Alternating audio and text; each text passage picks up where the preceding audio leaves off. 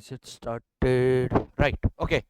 Hello ji, hello ji, hello ji. जय श्री कृष्णा, अस्सलाम वालेकुम, आदाब, सत श्री अकाल। हम लोग शुरू कर रहे हैं। आ, शुरू करने से पहले आप सभी को स्वतंत्रता दिवस की हार्दिक हार्दिक हार्दिक शुभकामनाएं।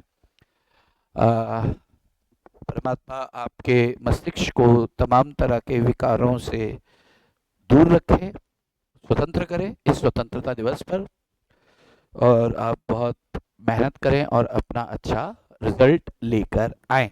ओके।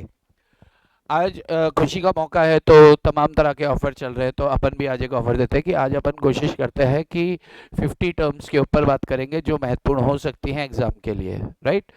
तो ये ऑफर है, हर दिन नहीं हो पाता ये ऑफर, 10-15 टर्म्स होती है, लेकिन क्योंकि इंडिपेंडेंस डे है तो मेरा फर्ज बनता है कि मैं आपके लिए कुछ करूँ। तो ये ऑफर आपके लिए खुला है, इसे देखिएगा। जब थक जाए तो पॉज कर दीजिएगा। वैसे बहुत लंबा नहीं होने वाला है, 1-1.5 घंटे में कोशिश करेंगे जितने टर्म्स हो जाए, लेकिन कोशिश करेंगे 50 तक पहुंचने की। राइट। तो जब आप इन टर्म्स को लिखेंगे तो 15 अगस्त स्पेशल 1 to 50 या 1 to 40 या जो भी होगा वहां तक लिख लेना, ठीक है।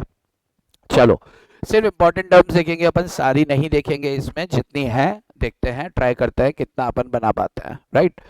चलो, तो शुरू करते हैं। हाँ, ये लेबल हमने पिछले सेशन में देख लिया था, डिफेम होता है तो वो वहाँ की कहानी होती है।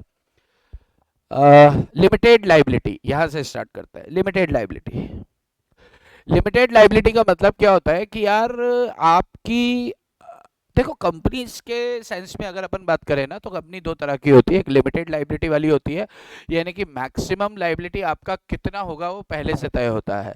जैसे आपने, एक उदाहरण देता हूँ, जैसे आपने 10,000 शेयर्स खरीदे, एक शेयर 10 रुपए का था तो शेयर की वैल्यू 1 लाख रुपए हो गई। अब आपने इस पर 7 रुपए पे कर चुके हो, यानी कि 70,000 पे कर चुके हो, 30,000 अभी कंपनी को देना बाकी है।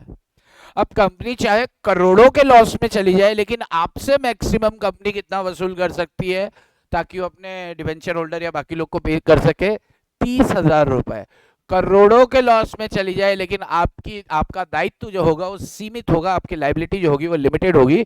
इस तरह की कंपनी को a company limited by shares या लिमिटेड बाय गारंटी, अगर शेयर होल्डर ने गारंटी दी है तो ऐसा कोई भी क्षण। अच्छा, अब इन्होंने क्या लिखा है वो देखते हैं लिमिटेड लाइबिलिटी के बारे में।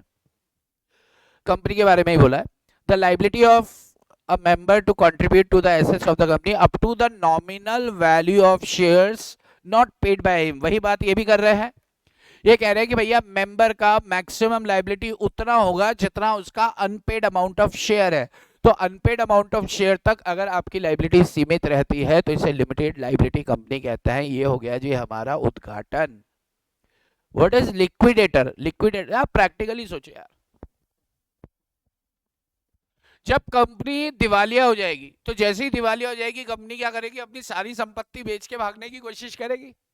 तो कोर्ट क्या करता है? एक लिक्विडेटर अपॉइंट करता है। वो लिक्विडेटर क्या करता है? कंपनी की सारी संपत्तियों को खुद बेचता है या बेचने का इंतजाम करता है। उससे जो भी पैसा आता है क्रेडिटर्स को वो पैसा चुका देता है। अब क्रेडिटर में कंपनी के बैंक लोन हो गए, डिवेंचर होल्डर्स हो गए, आउटसाइड लाइबिलिटीज हो गई, वर्कमैन का कुछ मान लो 4-4 महीने की तनख्वाहें बाकी हैं तो मैक्सिमम 4।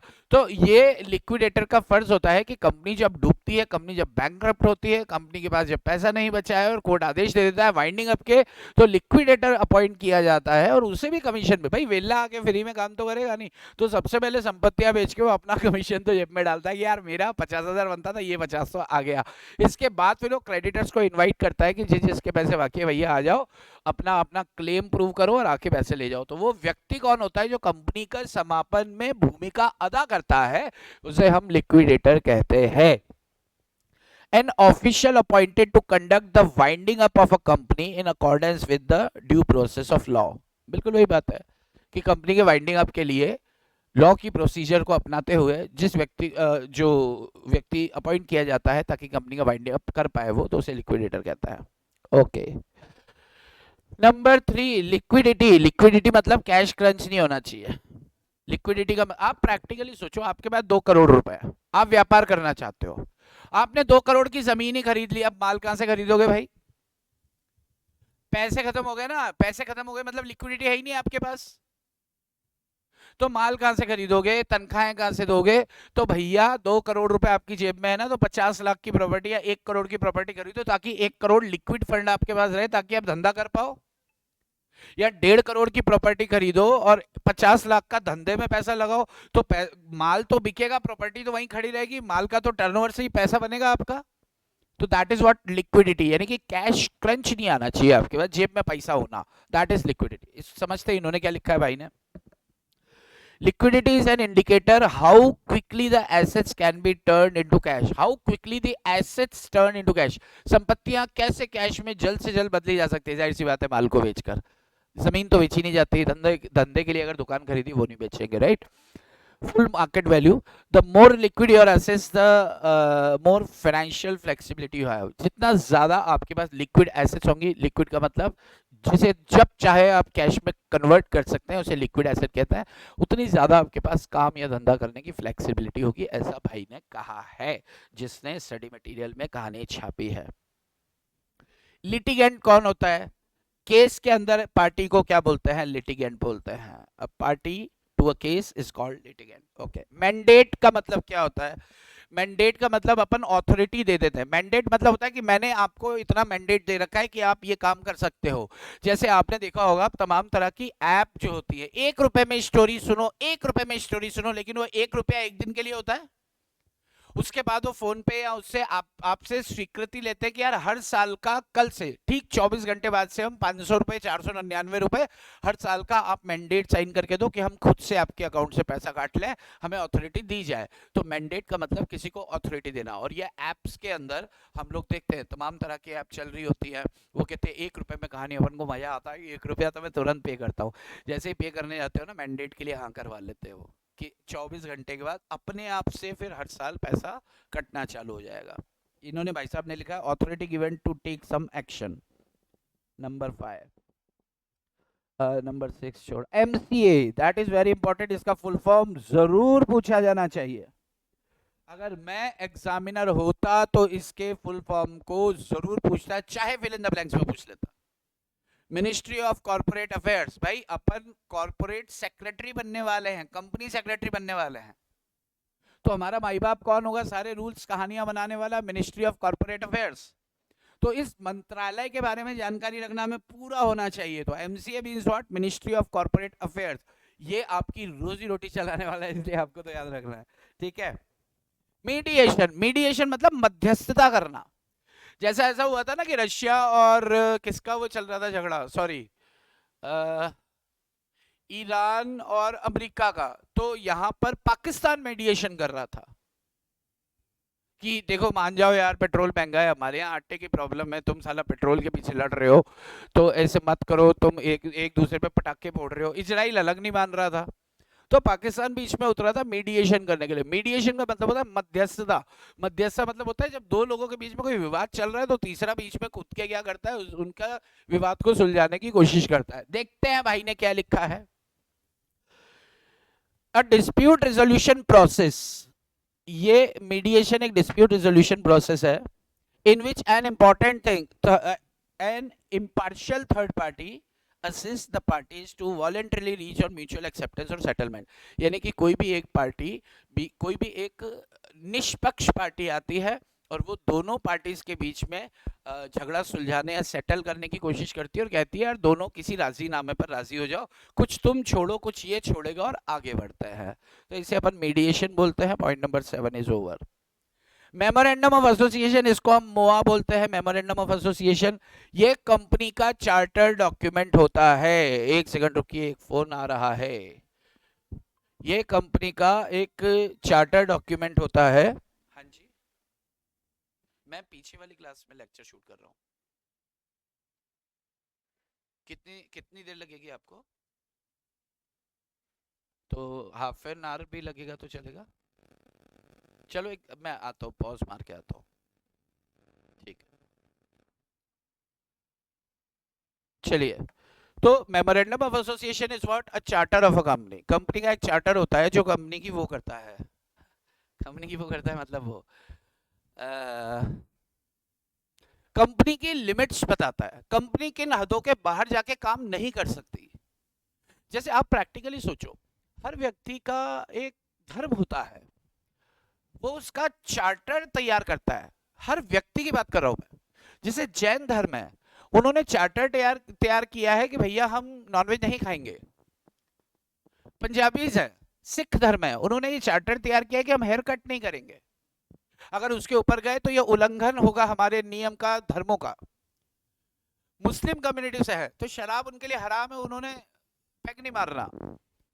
लेकिन अगर ये सब करते हैं तो इसे क्या बोला जाएगा? Ultra vires act. Ultra vires मतलब आपने अपने अधिकारों या शक्तियों के बाहर जाके काम किया। ठीक ऐसे ही कंपनी का भी एक चार्टर होता है और कंपनी की सीमाएं बताता है।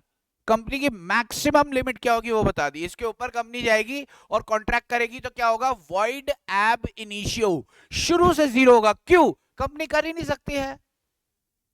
और ये मोआ आपने कंपनीज एक्ट में पढ़ा होगा, MOA OA, memorandum of association, article of association, MOA OA, MOA ओआ ओ ओ, मोआ ओआ ओ ओ। देखो जरा क्या कह रहा है वो। A fundamental document which contains the provisions of the company's constitution which is filed with ROC। मोआ को ROC के पास फाइल किया जाता है जब कंपनी बनाते हैं, at the time of incorporation. इसके अंदर कंपनी का नाम होता है, ऑब्जेक्टिव होते हैं, कैपिटल अमाउंट होता है, लाइबिलिटी होती है। आपने मोआ के वो पढ़े होंगे ना, clauses, please clause, name clause, state, please clause, name, नाम क्या है प्यार का हमारा, घर का पता दो, दिल है तुम्हारा। तो नाम क्या है? Name clause. घर का पता दो यानी कि प्लीज क्लॉज। क्या करते हो? तुमसे प्यार यानी कि ऑब्जेक्ट क्लॉज। और उसका नतीजा कुछ भी यार यानी कि लाइबिलिटी क्लॉज। और ये सब करने के लिए क्या चाहिए आपको? पैसा चाहिए यानी कि कैपिटल क्लॉज। और उसके बाद होगी शादी तो उसके लिए बाराती चाहिए, तो फिर आता है एसोसिएशन या सब्सक्रिप्शन क्लॉज। तो ये क्लॉजेस इसके अंदर अंतर्निहित होते हैं, इसमें शामिल होते हैं, इनमें इंक्लूसिव होते हैं। चलिए नेक्स्ट आते हैं हम नंबर 9, दैट इज 8। 10 के बाद एक छोटा सा ब्रेक लेता हूँ, कॉल आया इधर से, तो मैं इनसे बात करता हूँ और फिर अपन बात करेंगे, ठीक है? मर्जर।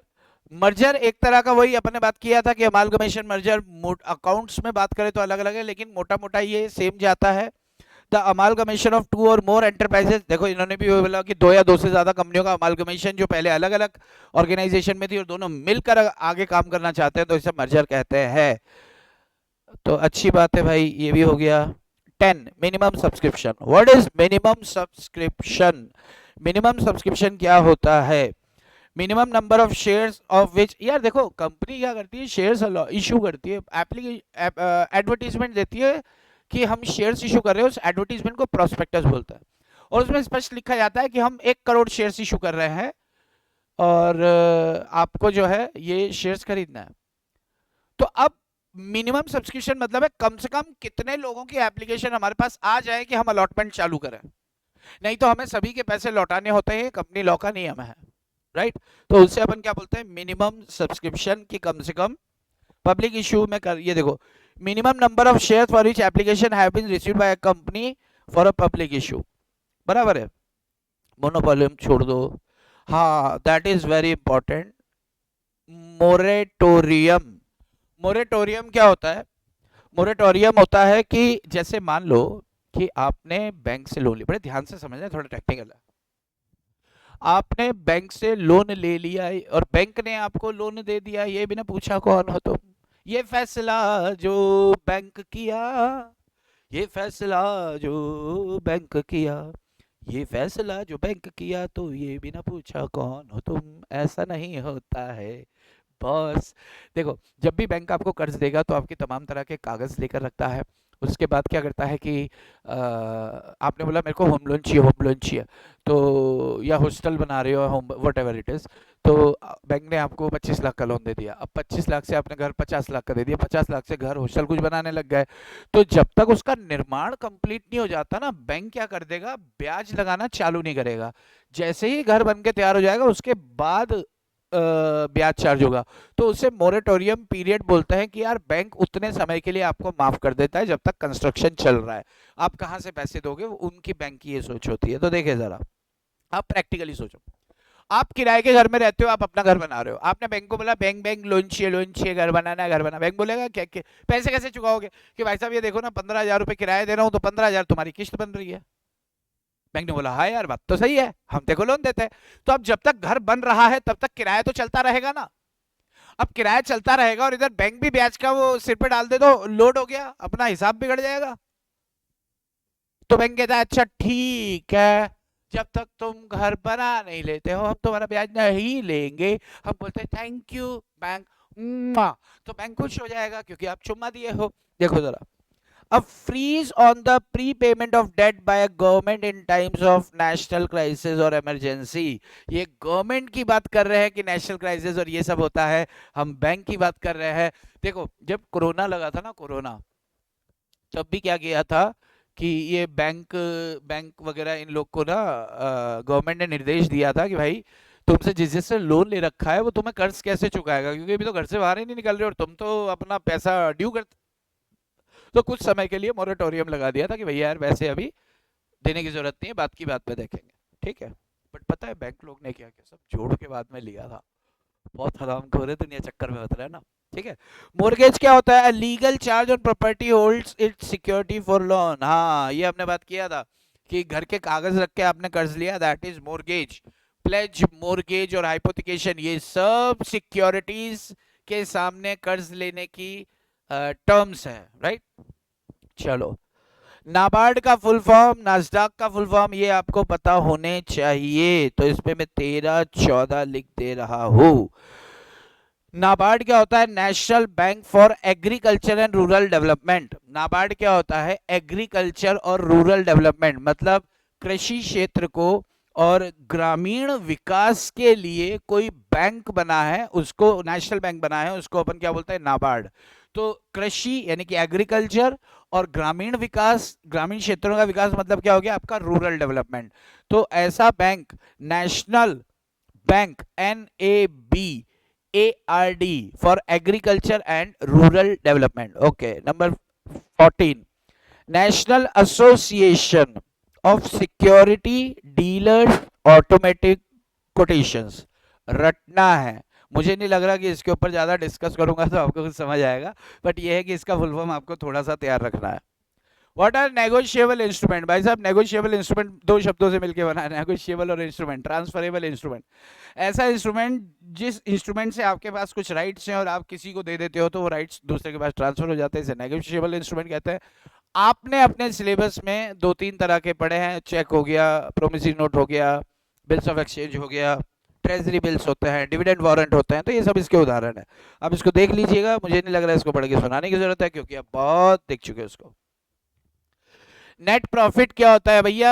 देखो सबसे पहले अपन धंधा करते हैं, धंधे से जो प्रॉफिट आता है उसे ग्रॉस प्रॉफिट कहते हैं। उसके बाद ग्रॉस प्रॉफिट के अलावा इनडायरेक्ट इनकम्स होती हैं और इनडायरेक्ट एक्सपेंसेस होते हैं। इन सबका नेट ऑफ करने के बाद जो फिगर हाथ में आती है उसे हम शुद्ध लाभ कहते हैं, नेट प्रॉफिट कहते हैं, ठीक है। इन्होंने भाई साहब ने क्या बोला है देख लेते हैं, पॉइंट नंबर क्या है? 16 है।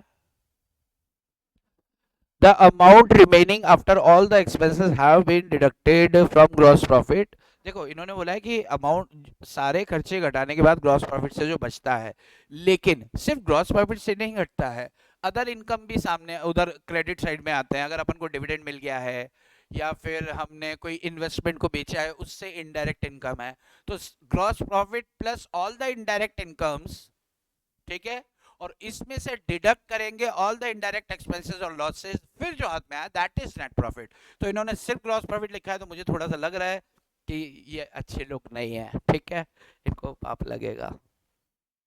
नेट वर्थ क्या होती है? That is also important. Net worth होती है कंपनी की कुल वर्थ को क्या बोलते हैं? संपत्ति कह लो, वैल्यू कह लो, देखो समझते हैं।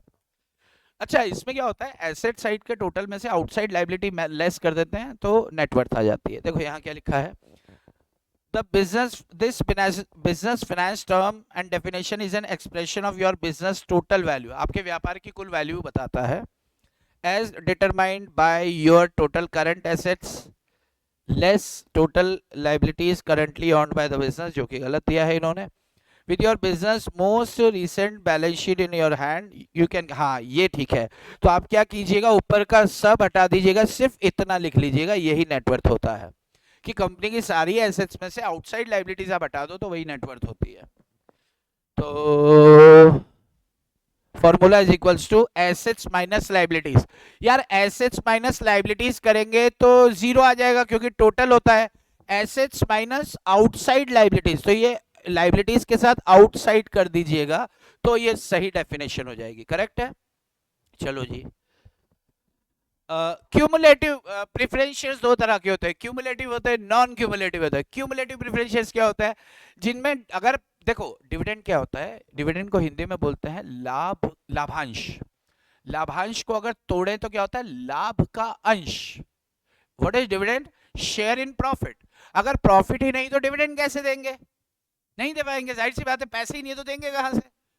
लेकिन अगले साल हिसाब, जैसे मान लो आपका इस साल का डिविडेंड बनता था 8,000 रुपए, कंपनी ने बोला हमारे पास तो पैसे ही नहीं है, आपने बोला कोई चक्कर नहीं, अगले साल प्रॉफिट होगा ना, तो फिर वो अगले साल के 8,000 तो लोगे, पिछले साल के भी 8,000 क्यूमुलेट हो जाएंगे, यानी कि जुड़ जाएंगे। इसे बोलते हैं क्यूमुलेटिव प्रेफरेंशियल्स। और नॉन क्यूमुलेटिव प्रेफरेंशियल्स में क्या होता है कि पिछले साल लॉस हुआ तो भूल जाओ 8,000, अब ये आगे क्यूमुलेट नहीं होंगे, इसे नॉन क्यूमुलेटिव कहते हैं। बात समझ में आ रही है ना यारों? चलो यारो सुन लो जरा, हाँ अपना भी कहना, जीना हो तो अपन के जैसे ही जीना, गाड़ी बंगला ना होना सही ना सही, बैंक बैलेंस तो जरूरी चाहिए भाई। देखो, implies that arrears of dividend will not accrue. अगर आपका डिविडेंड का कोई अरियर है, अरियर मतलब समझते हैं एरियर्स, कुछ बकाया है, तो वो अक्रू नहीं होगा, भूल जाओ उसको, तुम्हें भूलना होगा विजय, तुम्हें भूलना होगा, ये वो वाला सीन है। नॉन करंट लाइबिलिटीज क्या होती हैं, ऐसी लाइबिलिटीज जिनका 1 साल के बाद पेमेंट करना है, वो नॉन, भाई ऐसी लाइबिलिटी जिसका 1 साल के अंदर पेमेंट करना है करंट, तो नॉन करंट मतलब जिसका करंट नहीं आ रहा, पड़े हुए हैं 2-2 साल तक, ठीक है, दो से क्या बोलते हैं, नॉन करंट। देखते भाई साहब ने क्या लिखा है। इट इज ऑल्सो, अरे देखो देखो जवाब देखो इन लोगों के, इन्होंने बोला है कि लॉन्ग टर्म लाइबिलिटीज भी कह सकते, तो भाई बाहर लॉन्ग टर्म ही पूछ लेते ना, नॉन करंट क्या। लाइबिलिटीज दो प्रकार की होंगी, जो करंट होगी और नॉन करंट होगी। करंट का मतलब 1 साल के अंदर वाली, नॉन करंट टर्म इस्तेमाल नहीं किया जाता है, लॉन्ग टर्म लाइबिलिटी इस्तेमाल किया जाता है जिनकी पेमेंट 1 साल के बाद होती है। तो इसको आप गो थ्रू कर सकते हैं, हम अगले पे आते हैं। नॉन ऑपरेटिंग एसेट्स, इसको जाने देते हैं, नोटराइज, इसको 20 नंबर। नोटराइज मतलब क्या होता है, 1 मिनट यार, टाइम कितना हो गया हमारा, अरे बहुत बढ़िया। हाँ मैं आपको एक ब्रेक देने वाला हूँ, मेरे को उधर जाना है, मैंने बताया था आपको, थोड़ा सा बस 30 ml बस, मतलब एकदम थोड़ा सा डिस्कस करके, और फिर एक ब्रेक दे दूंगा, और फिर ब्रेक के बाद फिर थोड़ा सा डिस्कस करके, आज स्वतंत्रता दिवस है, आज स्वतंत्र हुए, आप जीवन का मजा लो, आनंद लो। नोटराइज मतलब क्या होता है, किसी भी कागज का जो ऑथेंटिसिटी अपन को लेनी होती है नोटरी पब्लिक से, वो अपना सील लगाता है, साइन लगाता है, इसका मतलब वो अब एक लीगल डॉक्यूमेंट बन चुका है, तो इसे नोटराइज करवाना कहते हैं। To formally complete a document by acknowledgement और ओथ। आपने कोई शपथ, आप किसी कागज पे लिख के बोलो सरकार मैं कसम खाता हूँ, सरकार क्या बोलेगी कि किसके सामने कसम खाई है, ये घर पे खाली नहीं, नहीं घर पे नहीं, नोटरी पब्लिक के सामने जाके खा, और फिर वो सील साइन करेगा, इसका मतलब हम मान लेंगे कि तूने उसके सामने बैठ के शपथ ली है, बराबर है, तो नोटराइज करा के लाओ। नोटरी पब्लिक कौन होता है, जो व्यक्ति नोटराइज करके देता है उसे नोटरी पब्लिक बोलता है। Who attest and certifies the document of court. NSC national stock exchange, BSc Bombay stock exchange, ठीक है, स्टॉक एक्सचेंजेस मुझे नहीं जरूरत इसको बताने की ज्यादा। NYSE न्यूयॉर्क स्टॉक एक्सचेंज, यार इनको गिनना नहीं चाहिए पर चलो गिन लेते हैं। ओथ, कसम, ओथ, ओथ, आई शपथ, मां कसम, भगवान कसम, अल्लाह पाक की कसम, ये ओथ है।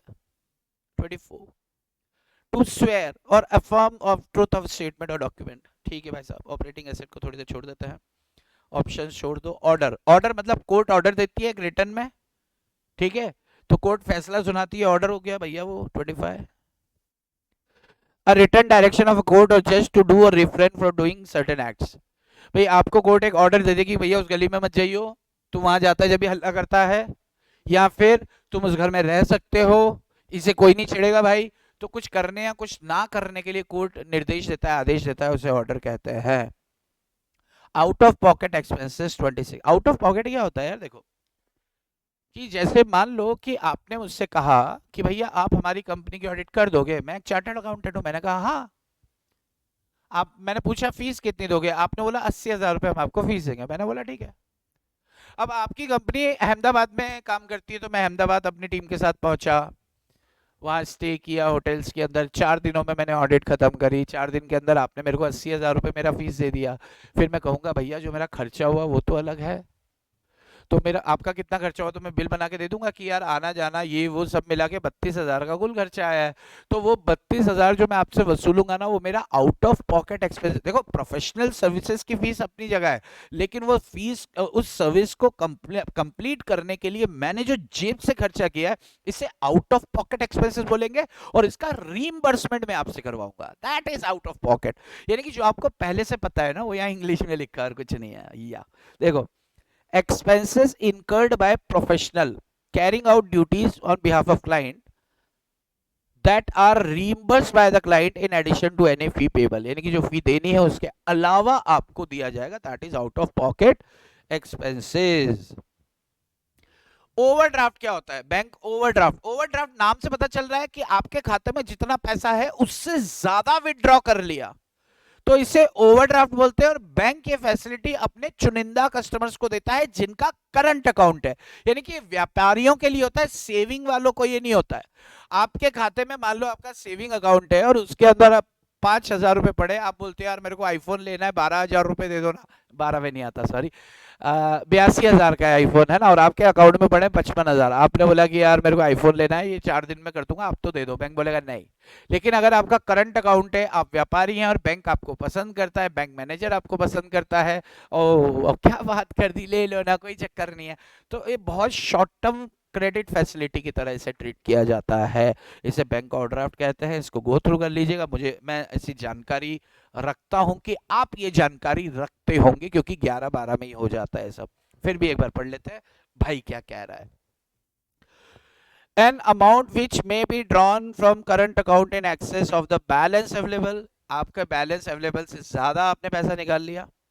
It is revolving credit negotiated before hand and unlike loan interest. चलो ये वही बात होगी, बकवास कर रहा है। कितने हो गए? 27 हो गए। 3 और करते हैं, उसके बाद एक ब्रेक लेते हैं, फिर बाकी के 30, बाकी के थोड़े से जो बचेंगे बाद में करेंगे, ठीक है। ओवरहेड्स मतलब क्या होता है? Other expenses. भैया आप प्रैक्टिकली सोचो, एक प्रोडक्ट को बनाने के लिए आपको मटेरियल चाहिए, एक प्रोडक्ट को बनाने के लिए आपको लेबर चाहिए, एक प्रोडक्ट को बनाने के लिए आपको मटेरियल भी चाहिए और आपको लेबर भी चाहिए। क्या इन दोनों से काम होगा? नहीं, किराया भी तो देना है, गार्ड भी तो रखना है, मार्केटिंग भी तो करना है। तो अदर देन डायरेक्ट एक्सपेंसेस, तमाम तरह के अदर एक्सपेंसेस भी होते हैं। अब वो अदर एक्सपेंसेस फैक्ट्री में हो, या एडमिन डिपार्टमेंट में हो, या सेलिंग एंड एडवर्टीजमेंट डिपार्टमेंट में हो, मार्केटिंग में डिपार्टमेंट, तमाम तरह के खर्चे होते हैं, उन सभी खर्चों को ओवरहेड्स कहते हैं। ओवरहेड्स यानी कि ऊपरी व्यय, ऊपर के खर्चे, और साधारण जबान में अदर एक्सपेंसेस। अब देखते हैं भाई क्या कह रहा है। These are indirect expenses। लो जी, इन्होंने शुरुआत ही वहीं से करी है। ये इनडायरेक्ट एक्सपेंसेस होते हैं incurred in the production of goods। जब आप माल का प्रोडक्शन करते हैं तो ये खर्चे होते हैं। प्राइम कॉस्ट वगैरह इसके अलावा होते हैं, तो इस पे मत दिमाग लगाओ, यहाँ तक बहुत हो गया। प्राइम कॉस्ट आपकी इच्छा हो तो करो, नहीं तो यहाँ पे पिक्चर खत्म कर सकते हो। ये हो गया हमारा 28। What is patent? एक टेंट के लिए पे करना, इसे पेटेंट कहते हैं? नहीं नहीं नहीं नहीं, टेंट के लिए पे करना पेटेंट नहीं होता। पेटेंट होती है आपकी इंटेलेक्चुअल प्रॉपर्टी राइट, आईपीआर। आपके दिमाग में कुछ खोज आई, आपके दिमाग में कुछ आविष्कार आया, कुछ नया पैदा करना चाहते हो आप, आपने नया पैदा कर भी दिया, जो पूरी दुनिया ने नहीं करा, आपने कर दिया भाई साहब, तो आप उसका रजिस्ट्रेशन करा लो। अब उसे आपकी दिमाग की उस उपज को बेचने का अधिकार सिर्फ आपको है। यानी कि अगर कुछ नया कर दिखाओगे भाई, तो करोड़ों रुपए घर में आएंगे। फिर आप पहनोगे 50 तोला, अपनी माँ को दिखाना 50 तोला पहना है माँ, 50 तोला रे बाबा।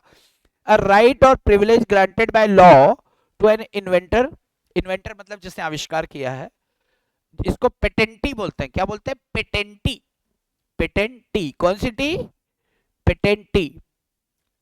टू इंजॉय द फ्रूट्स, फल का इंजॉय करे, उसकी इन्वेंशन यानी जो आपका आविष्कार किया है उसका फल आप ही खाओ और मजा लो। ले ले ले ले ले ले मजा ले ले ले ले ले ले ले मजा ले, जब जब पेटेंट होता है तो पीछे से यही गाना चलता है, right. Next is payee, payee is last term before break and चलो ठीक है। पेई क्या होता है? वो बंदा जिसको हमें देखो जैसे समझो मैंने आपके नाम पर एक बिल लिखा और आदेश दिया कि भैया 3 महीने के अंदर मुझे भुगतान करो, 3 महीने बाद आप मुझे पैसे देंगे, तो जिसे पैसे मिलने वाले हैं वो पेई कहलाता है। यानी कि जिसके अधिकार में डॉक्यूमेंट या बिल कुछ भी लिखा गया है, जिसके अधिकार में, मतलब जिसको अधिकार है वो कागज दिखाकर पैसे मांगने का, वो पेई कहलाता है, और जो पैसे देगा वो पेयर होगा, राइट। देख लो, a person to whom the amount is payable on or in whose favour bills of exchange is drawn is called payee, इसे पेई कहते हैं, राइट। तो एक ब्रेक लेते हैं और तब तक आप ये सब एक बार न सिर्फ गो थ्रू करना है बल्कि आपको लिखना भी है। तो ये 30 टर्म्स हमारी हुई हैं, हम एक ब्रेक ले रहे हैं, ब्रेक के बाद यानी कि ब्रेक, यहाँ पे पॉज का ऑप्शन नहीं दिख रहा मुझे, तो ये छोटा सा टुकड़ा चढ़ेगा, इसके बाद इसका पार्ट बी भी अलग से चढ़ेगा। तो कोशिश कीजिएगा आज की डेट में इसको खत्म कर दीजिएगा। चलो जी, आज के लिए इतना ही नहीं कहूंगा, थोड़ा बाकी है, राइट। चलिए।